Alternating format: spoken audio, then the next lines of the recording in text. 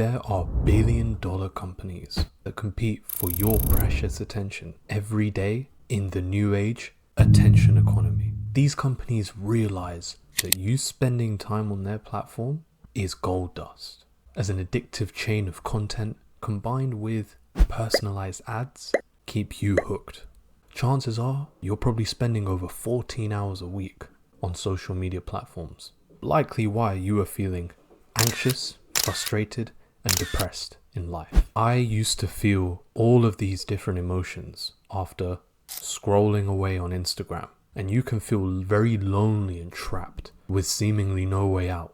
But there are a few tactics of my own I'm experimenting with to fight back against these painful feelings, and these steps have helped me cut down on mindless scrolling whilst improving my mental health in the process, so I can work on what matters most to me. Today I want to share these steps because I'm on a mission to help you reclaim your focus, the new currency in the attention economy, and evolve every day. There's one thing you need to know about why reclaiming your focus and attention today is more important than ever. As I mentioned, we now live in an attention economy where companies and individuals compete with our limited focus. We are bombarded with distractions that cause us to sink countless hours into mindless scrolling and time wasting. But attention can have a massive impact on our well-being as well. Our ability to engage in deep work or engage fully in a conversation is directly related to our productivity and satisfaction.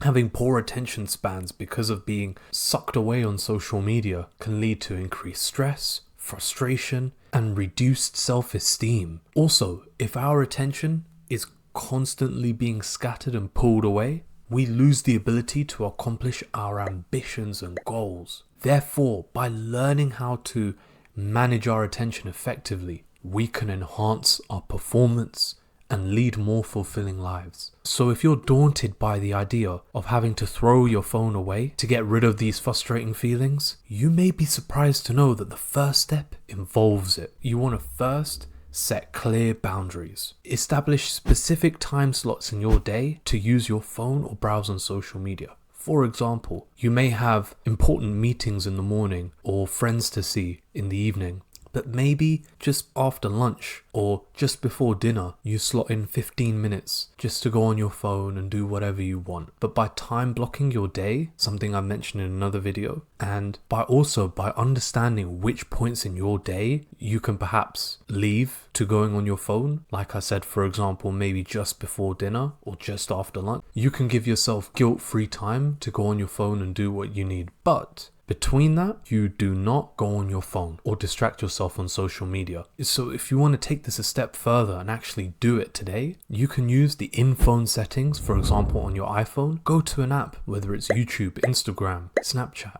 Create screen time limits for each app of your choice. I also used an app called OneSec that created phone shortcuts, which forced you to reconsider whether or not you actually wanted to go on the app in the first place. And what's even more powerful is that app will show you how much time you've saved by not going on that app straight away. But setting clear boundaries alone is not enough to gain back your attention. Instead of juggling multiple tasks at once, focus on one task at a time. Doing this will quickly improve your productivity and ensure better results. So often we try and be productive by trying to finish 20 or 30 things on our to-do list in a day. And if we don't achieve all of those things, we feel like crap. Well, to be honest, real productivity is doing what matters most to achieve your ambitions and your goals. Again, if you try and work yourself to the bone and try and get so many things done without really having an idea of whether or not it means much to you, and you're just simply doing things for the sake of doing it, that's not really being productive. That's just being busy, and we don't want to be that. However, I've seen a few people struggle with this tactic at first. I have myself, as I feel the need still to be productive and smash through a lot of work quickly. But the next step is actually pretty easy to get started with right now. So what you want to do is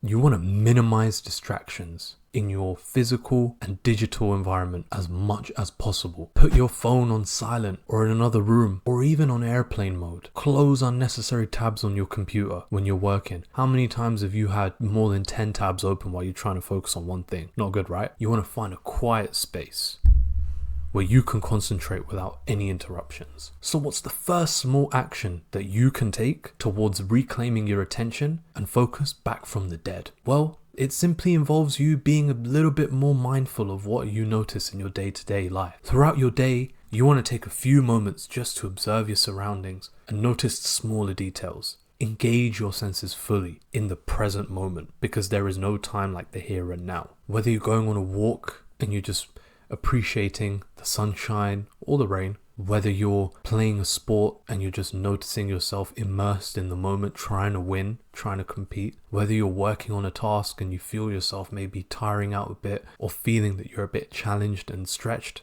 or whether you're even talking to your family or your loved ones and you're just noticing the different patterns of conversation and what topics you're talking about. Just try and do all of these little small noticing practices. Just this simple practice alone helps train your attention to stay in the present, the here and now, and enhances your ability to focus. If your mind keeps wandering, which happens to the best of us, do your best to refocus it back into the present moment. Don't panic or worry. This is the most important part of the video. Do not panic if you feel that your mind is wandering or you're succumbing to these distractions even after you started trying out these techniques, because this is normal and you are one of many other people, including me, who's also doing this to start improving attention right now and pull back our focus from the vices of online distractions. So now you have a simple system to start protecting your focus from the many online distractions we face today. But unless you have the right attitude to approach this journey with, your efforts may be in vain. And there's something else that I've started doing recently that's had a massive impact on my mental health and self-improvement journey as a whole. So check out this video where I'll show you what it is and how you